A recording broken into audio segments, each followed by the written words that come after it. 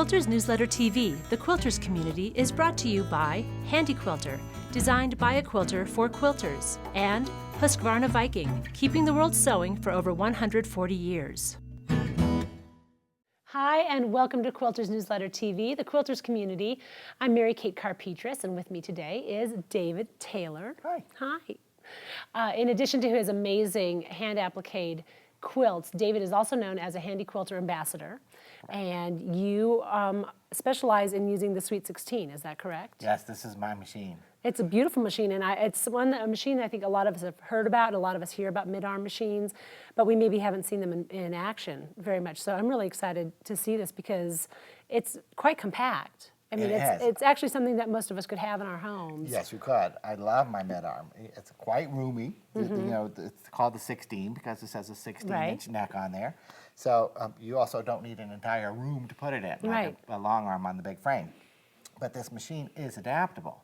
If you ever decide that you didn't want to sit at the table anymore and you wanted to progress to the frame, you can have the same machine and just switch it over to the framework. They just switch out the little brain. This is the brain up here. Okay. And then you're ready to go as a long arm. But I love sitting down to do my quilting. And from the very first quilt that I did, even though I did machine applique at that point, I've always liked the machine quilting part. It's my favorite part of what I do. And I'm kind of particular in everything that I do, and I am a snob about some things. Yes. One of them being cotton. I only use cotton, it has to be cotton fabrics, Okay. cotton batting, cotton thread. This is a variegated cotton thread because life is too short, in my opinion, to use a solid color thread. It has to be a variegated. So I have all that extra color. When there's all that color available, why not use it? I've got to use Yeah. it. And it just helps give my work that more painted look or Right. photorealistic look. And I think that adding all of that color really helps. Okay. Well, let's take a look at what, you take it away. Okay. Lead us through this. Well, the first thing that I tell everyone is practice, practice, practice, practice. And when you're done practicing, practice some more. Yes. And it's as simple as, I suggest to my students, they go to their local quilt shop and pick up a bunch of fat quarters out of the bargain bin and just sandwich them together. So you have a sandwich here with the backing fabric, and then the batting, I only use warm and natural cotton, and then the top fabric. And this has a little mini print design on there. As you see, it's got alphabets. And I call this lesson alphabet soup. Okay. And what most people want to learn is how to stipple. I need to know how to stipple. I need to fill in a large area. Or they come and they say, I want to do feathers. I want to do feathering work. I don't think you can do anything until you learn the basics of how your machine operates and really become one with your machine. I know it's very Zen-like, but I have to become one with my machine. And I instantly became one with the Sweet 16. What Handi Quilter did with the Sweet 16 to perfect your stitching, and in my opinion as well, is in order to get perfect stitching, you need to do two things, which is actually one thing.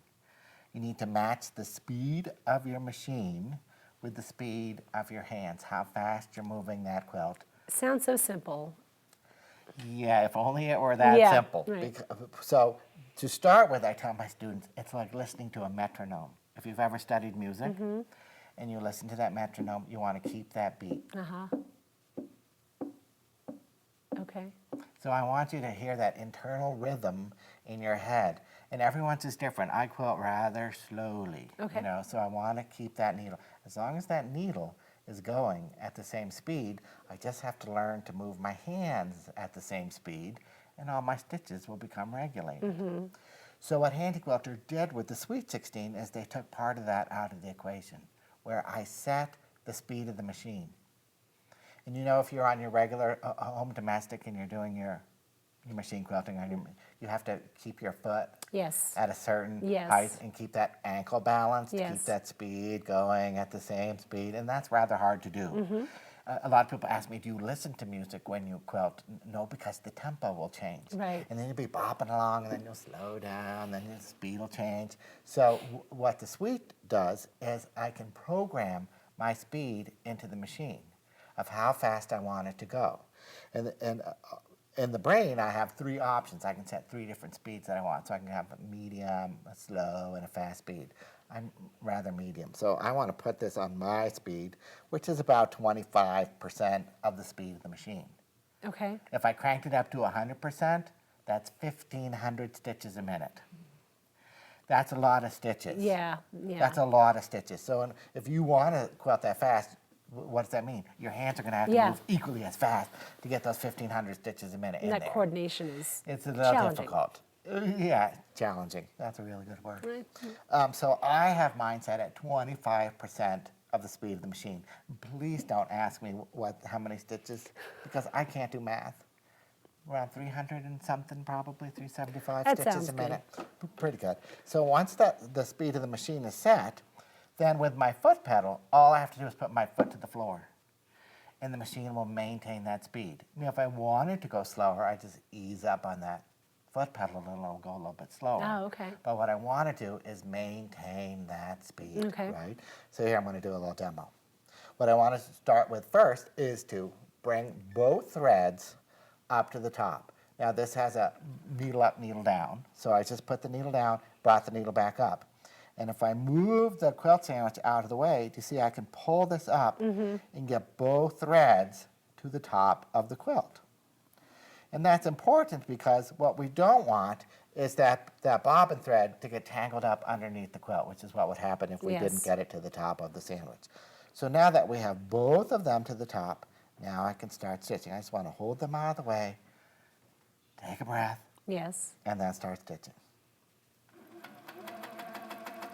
And you see my foot is all the way to the floor. So you don't even Did have you to hear? think about the speed. I don't have to think about the speed. All I have to do is think about how fast my hands are moving. And you're guiding it fairly lightly, it looks. You don't have like a Very really... lightly. Okay. What I see most of the time in my classes with my students is they're so panicked about getting that sandwich to move that they're holding Yeah. on to that quilt. Well, that just makes it harder to move that quilt. And I'm always going around tapping the shoulders. Drop your shoulders. Drop those shoulders. It should be very relaxed. Keep breathing. Now, the advantage of this, as opposed to working on your domestic machine, is I have all of this table space. When you purchase the machine, it comes mounted in the table. Oh, okay.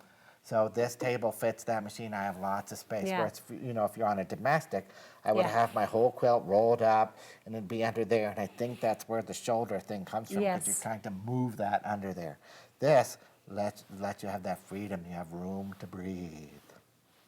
Now, the reason I like to have a mini print under here is because if you have a fabric and it has a little print, a little dingbats or little motifs on there, I don't care if it's little pumpkins at Halloween or little holly leaves or just polka dots, this one with the alphabet, is I have my students practice going around the letters. Okay. And by going around them, I mean moving clockwise and counterclockwise in circles around that. And once you can learn to move that machine clockwise and counterclockwise, clockwise and counterclockwise, it's kind of like the Karate Kid. Wax on, wax off. So with this, you're learning that movement. And we'd normally have a much larger quilt in here Yes. to quilt with. So you don't want to be moving that quilt around the table. So the goal to teach yourself is to keep your hands straight in front of you, holding onto that quilt, and be able to move that clockwise, counterclockwise. And eventually you'll be able to do it with your eyes closed, which when I usually close my eyes when I'm quilting doesn't make sense.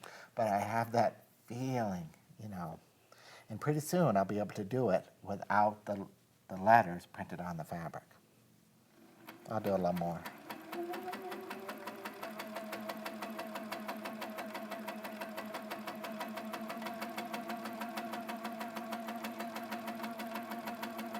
You've been machine quilting for how long? I started, from my very first quilt back in 2001. Okay.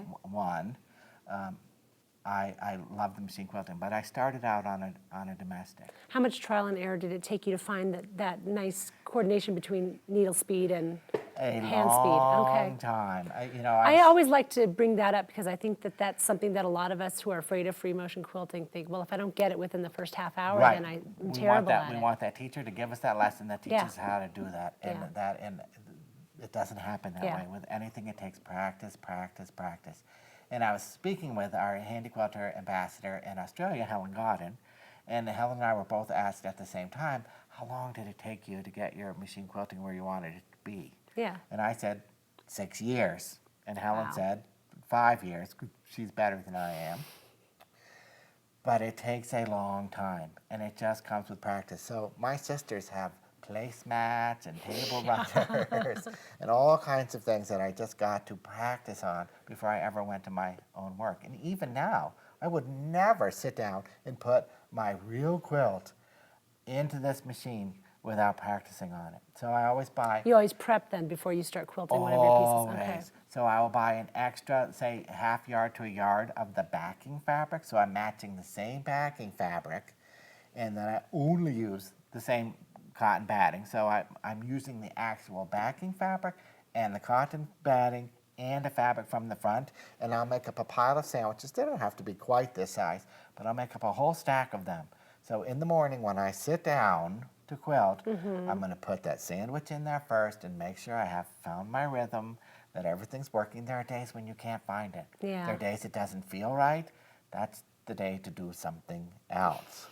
Don't force it. Don't force it, Okay. because it just won't happen. Other days I sit down and put that in there, I just pull it back out, go, I'm ready. And then I can quilt all day once I found my rhythm. Yeah. Do you find that you have to work with balancing tension with this machine at all, or is it just... Well, like any machine, anytime you change your threads, and anytime you have a different fabric running in there, you're going to have to play with your tension. So this has a tension knob on it, just like on your domestic machine at home. You know, see if I remember this, righty-tighty, lefty-loosey. Yes. So if I need a little more tension, I just crank the knob. Now, Okay. unlike a domestic, this is a little more sensitive. So you really got to crank it in one direction or another. And Okay. I say just play with it like it's the face of a clock, and do about every 15 minutes. You know, if you Okay. imagine 15 minutes Yeah. on the clock, if you need to tighten it, 15 minutes. And if that was too much or too loose, then you'll know where you started, so you can always find your way Okay. back. And it's got a bobbin carriage, just like, you know, popping your bobbin in, popping it onto the machine. That does take a little while to get used to on the machine doing that, because your bobbin is underneath the table. Yeah, yeah. Do you use the same thread in the needle and the bobbin? I do. I Okay. have to match thread, top and bottom, because in my work on the fronts of my quilts, I want you to see that story that I'm telling, whether it's a mother and a baby bird, or my dog, or a kitty. I want you to see that story. So I don't want people to see my quilting separate from the design of the quilt. So I use a dark backing fabric, and then I have the same thread in the bobbin, so that when you turn my quilts over, you actually see the same image just in reverse, just created out of the thread. Yeah. Well, I'll have to take a look at that, because you brought one in for us to look at, so I might have to take a look at that. So, well, is there anything else you want to tell us about this machine while we're sitting here? There's my scissors. Oh. I was looking to finish this off because I do like to show how I finish off my quilts. Okay. You might have wondering why I have a needle stuck in my shirt. I thought it was just a very simple, elegant brooch. Well, it has. But I always have to keep it, this is a self-threading needle. Okay. And I keep it with me just tucked in my shirt so I don't lose it Sure. as I'm quilting, because I like to finish off all of my threads. And what I'm going to do is pull them both to the back side. Ah, You see? So now where they were on the front, now they're on the back. Yes. And I'm going to tie a simple knot. And then with the self-threading needle, I can insert that needle into the last hole that I stitched, bite about a 1/4 inch to 1/2 inch of the fabric. I don't want to come through the top. Right. So I just maintain that on the back. Take those two threads, give them a nice twist, and then pop them through the slot on the self-threading needle. Pull that through, Nice. and that's finished off beautifully. Yeah. And there's no back stitch So there. simple. There's no knot. Nice and clean. it's beautiful. Well, I'm going to have to try that technique next time I'm finishing off a stitch. Thank you so much for coming in and showing us this machine again. Oh, thank you. It's one I wanted to see in action for a while, and so you were definitely the person to introduce it to us. Thank you. We hope that this was enlightening for you as well, and we hope that you join us next time. Thank you so much. Bye-bye. Quilters Newsletter TV, the Quilters community, is brought to you by Handi Quilter, designed by a quilter for quilters, and Husqvarna Viking, keeping the world sewing for over 140 years.